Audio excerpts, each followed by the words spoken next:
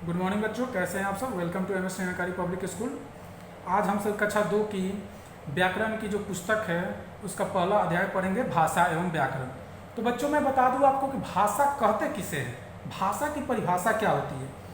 जिस साधन के द्वारा हम अपने मन के भावों को प्रकट करते हैं उसे भाषा कहते हैं। मन के भाव को बोलकर प्रकट किए जा सकते हैं। कुछ भी हम बोलते हैं, ठीक है, किसी के सामने अपने बातों का आदान प्रदान करते हैं, उसे हम भाषा कहते हैं। भाषा हमारे मन के भावों को क्या करती है? प्रकट करती है। वास्तव में भाषा ही वो माध्यम है जिसके द्वारा हम अपने मन की बातों को दूसरों तक पहुंचा सकते हैं। सुबह सोकर उठने से रात को सोने तक हम दूसरे लोगों से बातचीत करने में भाषा का ही तो प्रयोग करते हैं। जैसे मैं एक उदाहरण बच्चों आपको बता रहा हूं।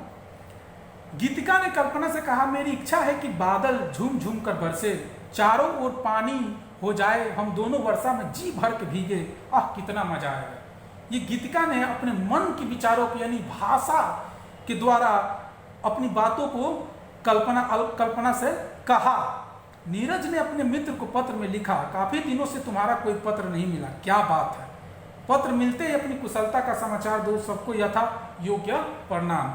यानी जो कुछ हमारे मन में होता है उस विचार को हम किसी दूसरे इंसान के सामने प्रस्तुत करते हैं, प्रकट करते हैं, उसे हम क्या बोलते हैं? भाषा कहते हैं। जिस साधन के द्वारा हम अपने मन के भाव को प्रकट करते हैं उसे हम भाषा कहते हैं। तो बच्चों, आपके मन में कोई भी विचार होता है, आप किसी दूसरे बच्चे से बोलते हैं, एक दूसरे से बात करते हैं, दोस्त से कुछ बात करते हैं, अपने मन की बातों को उससे बताते हैं, ये सब क्या है?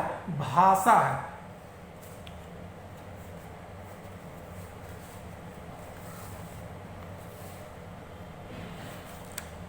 मन के भाव को लिखकर भी प्रकट किए जा सकते हैं, मन के भाव को संकेत में भी प्रकट किए जा सकते हैं। इस प्रकार भाषा की बच्चों 3 प्रकार होती है। एक तो मौखिक भाषा होती है, पहला प्रकार। दूसरा जो प्रकार होता है वो लिखित भाषा होता है, और तीसरा जो बच्चों प्रकार होता है वो सांकेतिक भाषा होता है। तो मैं पहला जो होता है मौखिक भाषा, उसकी परिभाषा क्या होती है बच्चों, मैं आपको बता रहा हूँ। जब हम अपने मन के भावों को बोलकर प्रकट करते हैं तो उसे हम मौखिक भाषा बोलते हैं। जब हम अपने मन के भाव को लिखकर प्रकट करते हैं उसे लिखित भाषा बोलते हैं। जब हम अपने मन के भाव को संकेतों के द्वारा प्रकट करते हैं उसे सांकेतिक भाषा कहते हैं। जैसा कि मैंने आपको बच्चों 3 भाषा की अंग बताई, मौखिक भाषा, लिखित भाषा, सांकेतिक भाषा।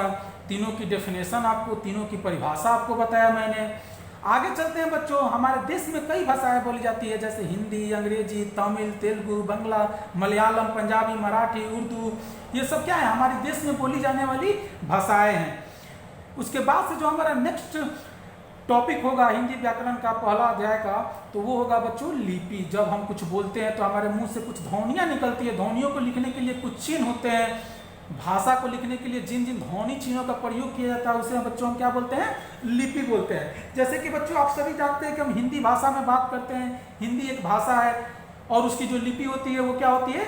देवनागरी होती है। पंजाबी एक भाषा है, उसकी जो लिपि होती है वो गुरुमुखी होती है। मराठी एक भाषा है, उसकी जो लिपि होती है वो देवनागरी होती है। यानी कोई भी भाषा होती है उसकी एक अपनी लिपि होती है जिसमें वो लिखी जाती है।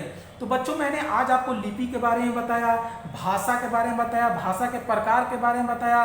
तो मुझे आशा है बच्चों कि आपको भाषा समझ में आई होगी, लिपि की परिभाषा समझ में आई होगी, भाषा की जो 3 प्रकार होती है, मौखिक भाषा, लिखित भाषा, सांकेतिक भाषा, वो आप लोगों ने समझा होगा। आप इसको एक बार पढ़े अच्छे से, अपने नोटबुक में इसको लिखें और इसे याद करें। Thank you.